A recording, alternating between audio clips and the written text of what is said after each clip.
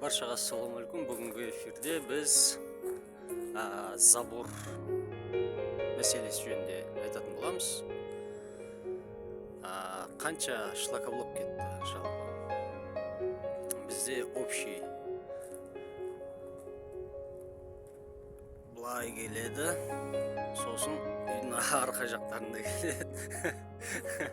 Жалпы 57 метр забор, 57 метр забор.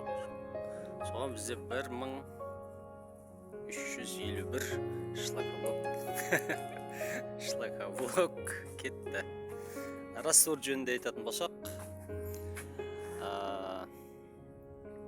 3 ташка құм,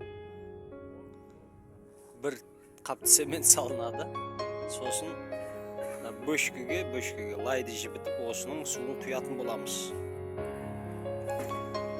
12 қап цемент. 12 қап цемент кетті. Енді бұл жерде подрашивка емес, кейін келешегі штукатурка болады.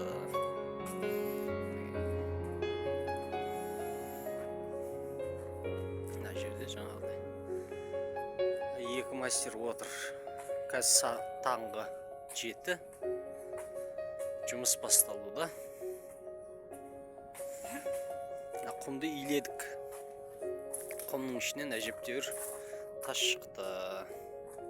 Сол ыңғайсыздау болды бізге.